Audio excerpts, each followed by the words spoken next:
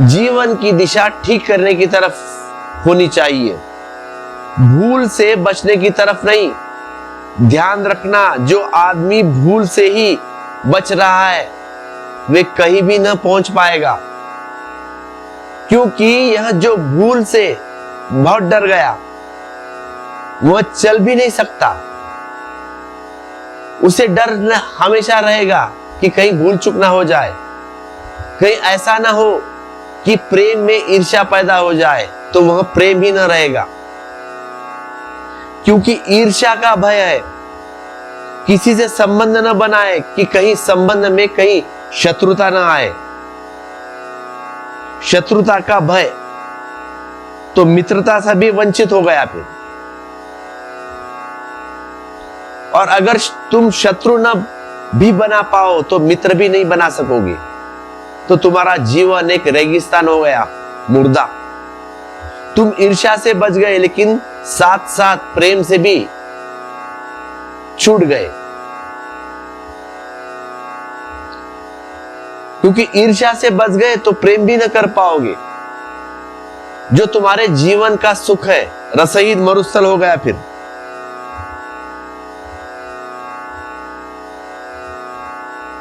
जिसमें छाया की कोई जगह नहीं होगी। ईर्ष्या से बचना है, प्रेम से नहीं बच जाना है। इसलिए ध्यान प्रेम पर रखना, ईर्ष्या से मत डरे रहना, भूल से मत डरना। दुनिया में एक ही भूल है, दुनिया में एक ही भूल है, और वह भूल से डरना, क्योंकि वैसा आदमी फिर चल ही नहीं पाता, उठ ही नहीं पाता। वह घबरा कर बैठ जाता है कहीं भूल ना हो जाए, कर्म करना बंद। तो नियंत्रण तो कर लेता है लेकिन जीवन के सत्य को उपलब्ध नहीं हो पाता, मुर्दा हो गया। महाजीवन को उपलब्ध नहीं हो पाता। संसार से तुम भाग सकते हो, लेकिन वह भागना अगर नियंत्रण का है तो तुम संसार से भी नीचे उतर जाओगे और तुम्हारे जीवन में मरघट की शांति होगी, शिवालय की नहीं। तुम्हारे जीवन में रिक्तता का शून्य होगा, ध्यान का नहीं। और खालीपन में और ध्यान में बड़ा फर्क है। ठीक से सुनना मेरी बात, खालीपन में और ध्यान में बड़ा फर्क है। मन की अनुपस्थिति में, अब्सेंस ऑफ माइंड में और मन के अनुपस्थित हो जाने में बड़ा फर्क है। तो अगर तुम पीछे सिकुड़ गए, डर गए, तो यह हो सकता है कि तुम्हारे जीवन में गलतियां न हो, लेकिन ठीक होना भी बंद हो गया। गलतियां तो नहीं होगी लेकिन ठीक होना भी बंद हो गया। यह बड़ा तो महंगे का सौदा हो गया। गलतियों के पीछे ठीक को गवा दिया। यह तो ऐसा हुआ जैसे सोने में कहीं कड़ा करकट न हो, इस डर से सोने को भी फेंक दिया। तो कूड़ा करकट फेंकना जरूरी है, सोने को तो शुद्ध करना जरूरी है, लेकिन कूड़े करकट के भय से तुम समझ ना पाए। संयम का अर्थ है जीवन का संतुलन, संतुलन का अर्थ है जीवन बोधपूर्वक हो, अप्रमाद हो। तुम एक एक कदम होश पूर्वक उठाओ, गिरने से डरो मत, गिरने का डर मत रखो। गिरना भी पड़े तो घबराना नहीं है, संभलने की क्षमता पैदा करो। गिर पड़ो तो उठने की क्षमता पैदा करो, भूल हो जाए तो ठीक करने का बोध पैदा करो, लेकिन चलने से मत डरना। किनारे पर मत बैठ जाना कि रास्ते पर कांटे हैं। भूले भी है, लुटेरे भी है, जाएंगे लेकिन भटक जाएंगे, इससे तो चलना ठीक नहीं।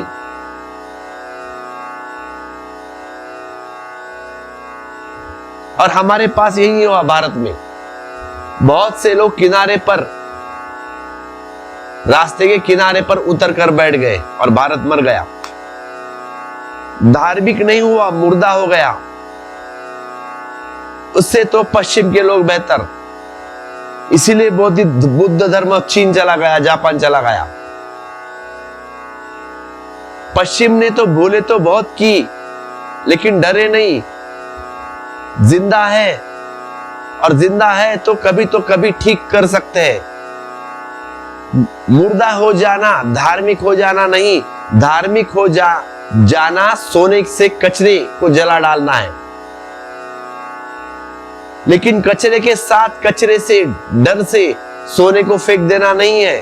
तो पश्चिम के लोग धार्मिक होने की संभावना है, लेकिन पूरब बिल्कुल जड़ हो गया। हम सत्य के साथ भी हमने सौभाग्य नहीं उपलब्ध किया। सत्य हमें बहुत बार उपलब्ध हुआ, बहुत बुद्ध से हमें उपलब्ध हुआ है, लेकिन हमने सत्य के जो अर्थ निकाले, उन्होंने हमें संकुचित कर दिया, उन्होंने हमें दायरे में बना दिया, मुक्त नहीं किया, असीम नहीं दी। असीम की हमने बात की है उपनिषद से लेकर आज तक, लेकिन हर चीज में सीमा दे दी। संयम को नियंत्रण मत समझना, संयम को होश समझना। जिसका चित्त अस्थिर है, जो समृद्ध, जिसका चित्त अस्थिर है, जो सधर्म को नहीं जानता, और जिसकी श्रद्धा डावाडोल है, उसकी प्रज्ञा परिपूर्ण नहीं हो सकती। अब मुझको है करार तो सबको करार है। दिल क्या ठहर गया कि जमाना ठहर गया। अब मुझे चैन मिल गई तो सबको चैन मिल गई।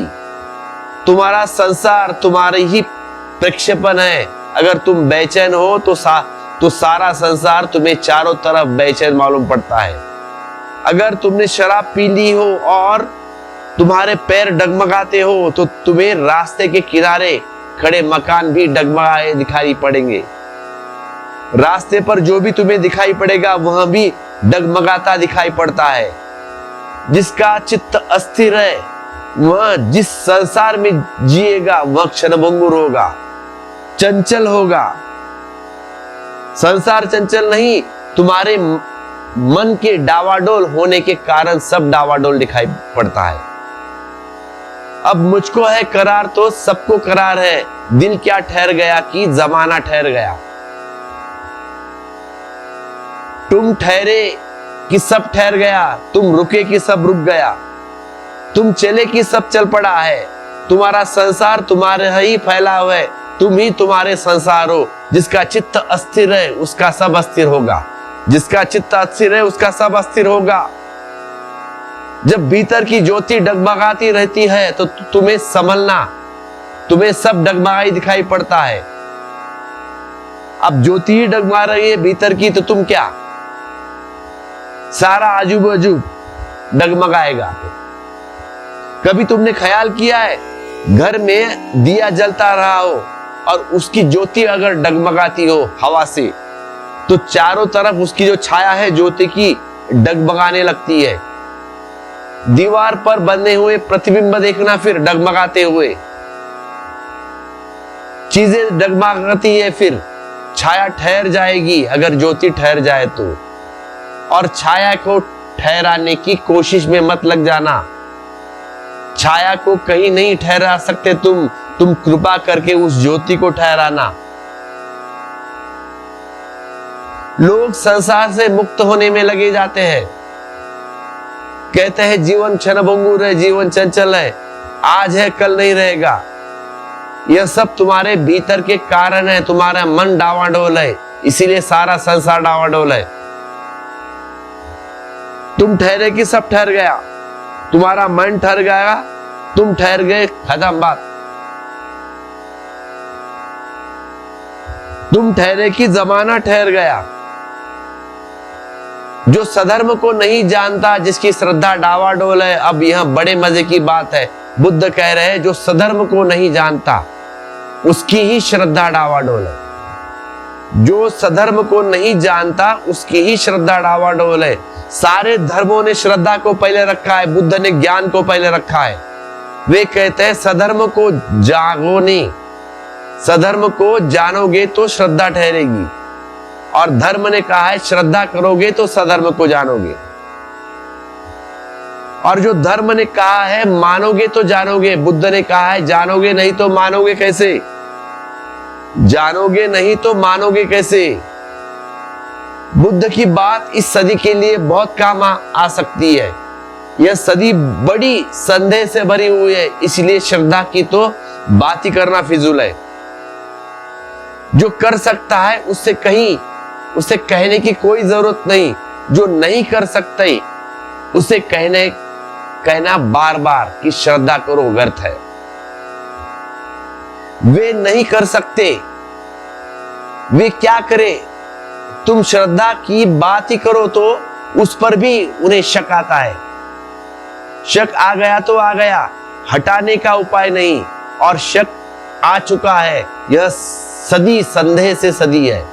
ये जो सदी है संदेह की सदी है। इसलिए बुद्ध का नाम इस सदी में जितना मूल्यवान मालूम होता है, किसी का और का नहीं। उसी कारण यही है जीसस या कृष्ण बहुत दूर मालूम पड़ते हैं, क्योंकि श्रद्धा से शुरुआत है वहां पे। कृष्ण कहते हैं तू सब छोड़ अर्जुन, मेरी शरण आ जा। क्योंकि यहां पे श्रद्धा से शुरुआत है। श्रद्धा ही नहीं जमती तो शुरुआत कैसी फिर।